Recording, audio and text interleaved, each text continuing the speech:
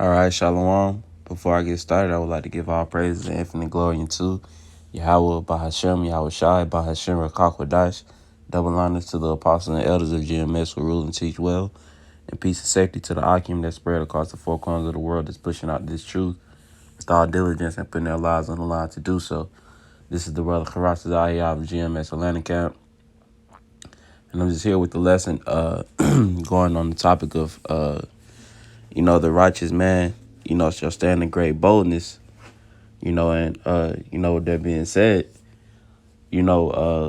for the men of the Lord, who's standing with the boldness of Yahweh Bashim Yahweh Shah, eventually, our people, are going to be ashamed because they didn't, our people are going to be ashamed, because, they didn't come, under the fold of Yahweh Bashim Yahweh Shah, and basically, went to the ways of, our oppressors, which is the so-called white man, and, because the scriptures even say, everyone, who screams, Lord, Lord, shall not enter, into the kingdom of heaven, roughly paraphrasing. Our people, slowly but surely, are going to realize, that a prophet, was among them, which later on in the, lesson, I'm going to bring that precept out, but I have queued up here,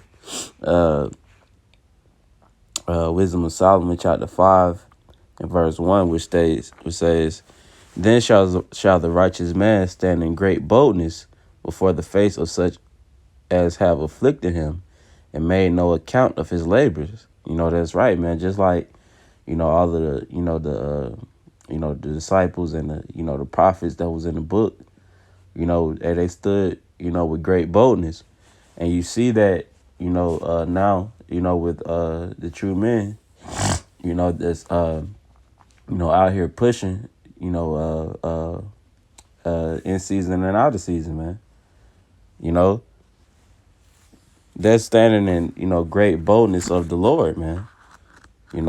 Which, so like, I'm trying to pull up, so I can just bear with me real quick.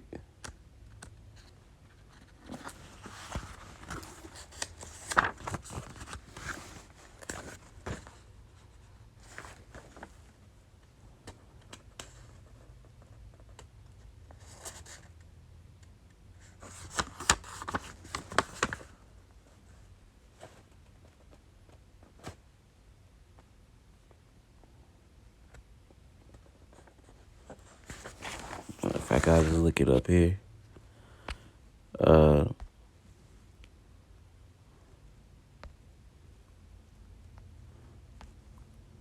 This is the in the lydia on the Edom Online, or I'll just do bold.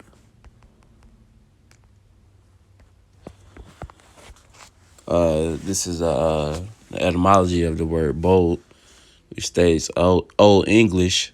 It says build, stout-hearted, brave, confident, strong.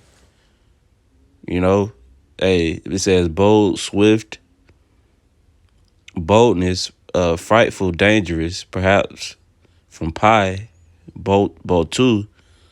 It says to blow or to swell, but, the point, it states brave, confident, and strong. We're the men, who's brave, confident, and strong, all in the name of Yahweh Ba'Shem Yahweh Shah. And all the people, including the 2/3 and, the heathen that come up against us, they can't make us waver, man. Now I continue reading. It says, when they see it, they shall be troubled with terrible fear and shall be amazed at the strangeness of his salvation, so far beyond all that they looked for. They're going to be amazed at the strangeness, of the return of Yahweh Ba'Shem Yahweh Shah, because it's going to be nothing like it. You know, every movie or every thought or dream that you had, you know, the Lord coming back is going to be you know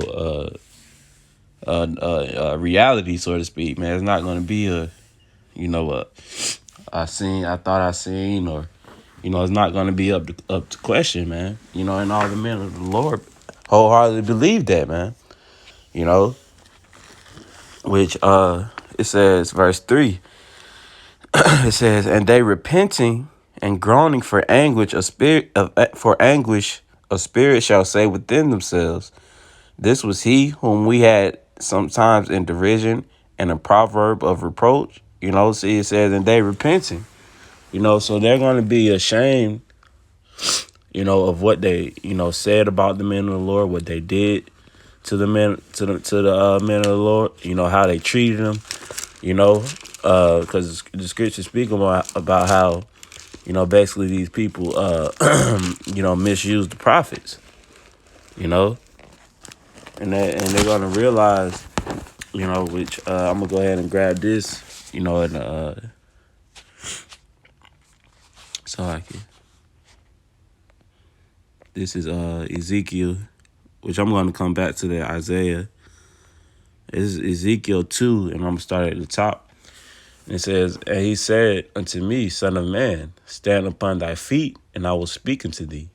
And the Spirit entered into me when he spake unto me, and set me upon my feet.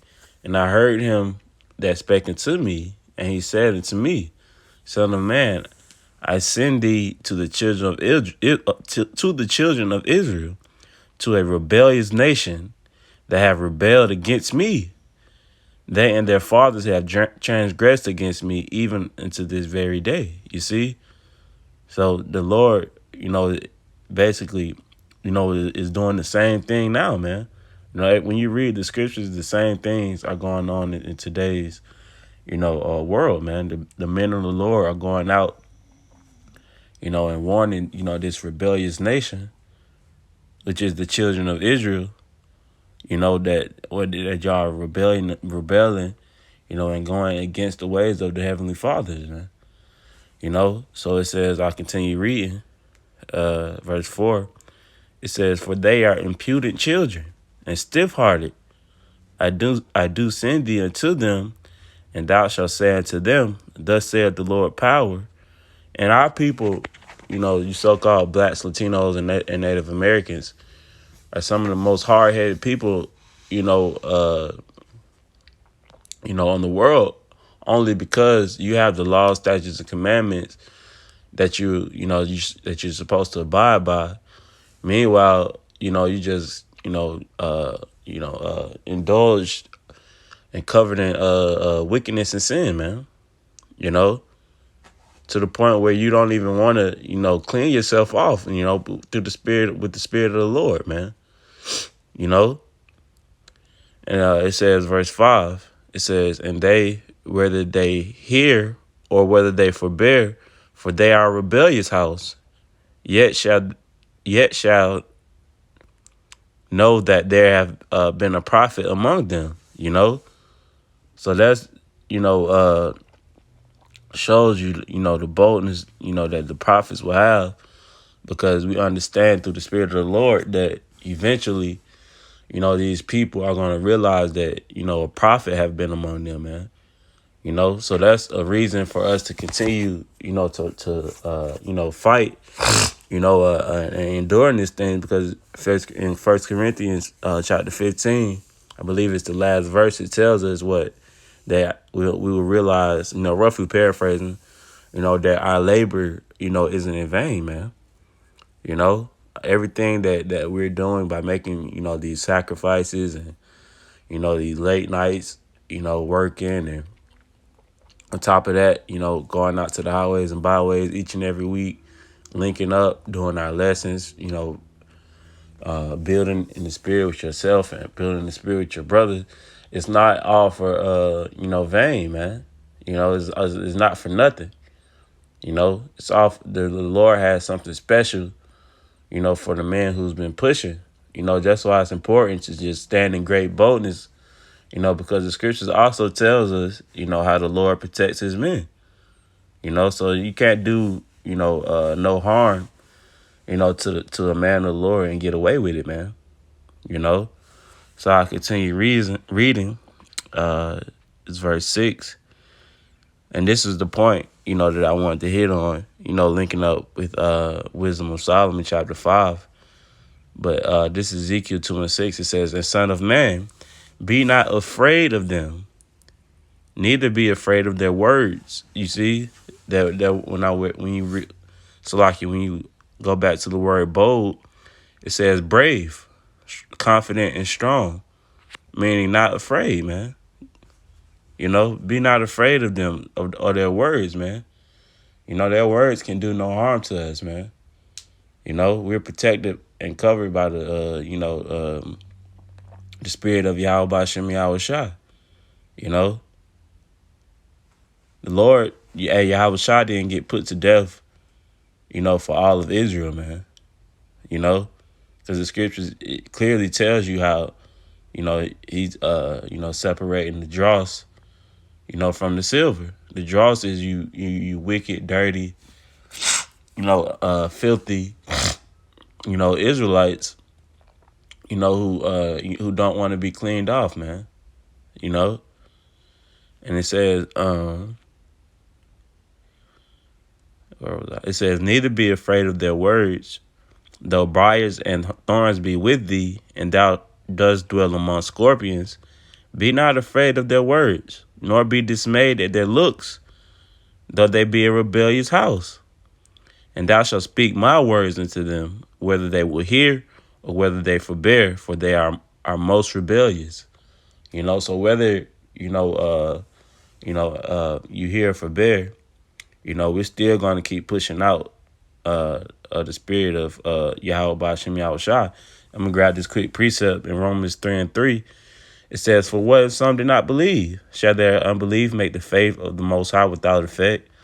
So going back to Ezekiel, the third chapter, or Salaki, the second chapter, it said, and speak, verse 7, it says, "And thou shalt speak my words unto them, whether they hear or whether they forbear, for they are most rebellious." So whether our people, hear, or forbear, we're still going to keep pushing, the words of Yahweh Bashem Yahweh Shah, because they don't believe, it doesn't make everything that the Lord is saying, it still holds weight. It's still going to come to pass. And it's becoming more evident, as, the days continue to move forward, man. So it says,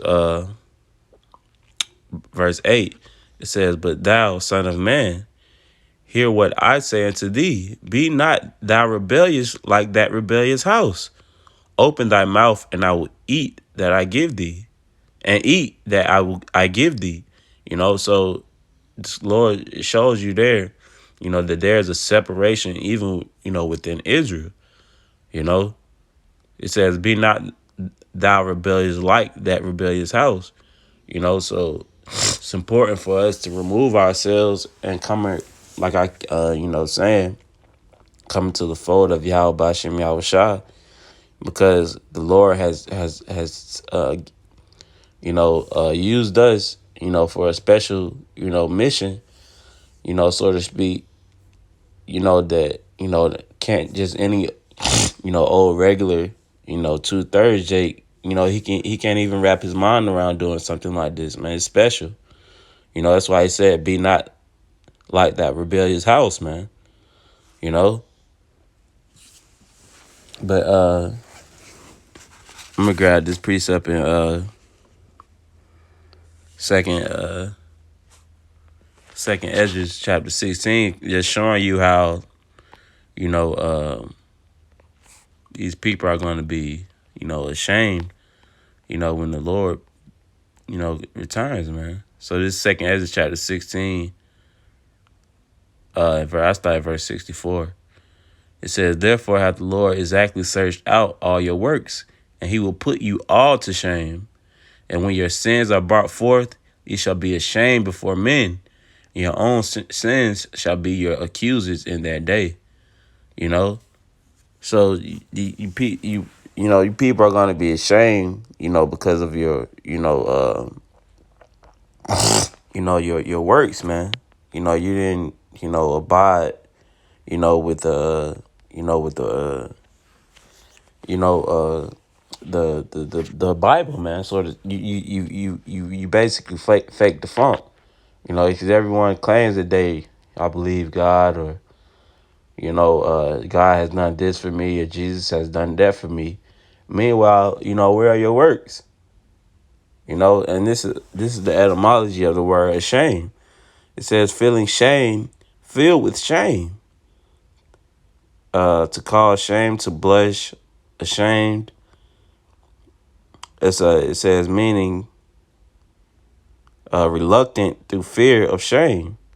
So it's basically, even the scriptures speak about, even in the kingdom, that you people, our people are going to be ashamed, because they're going to realize how beautiful, or the opportunity that they could have had, by coming, or proclaiming the Father, and the Son, but they continue in their wickedness here in America. They continue to be, trusting in oppressors, and, basically not standing in great boldness as the prophets did. That's why the elect, the 144,000, are going to be joint heirs, because, they're going to be standing in that great boldness. But, I didn't want to be too long-winded. I just wanted to touch on that, Lord willing. This lesson was edifying. I'm going to go ahead and close out by giving all praises and infinite glory unto Yahweh, Ba'ashem Yahweh Shah, Ba'ashem Rakakwadash.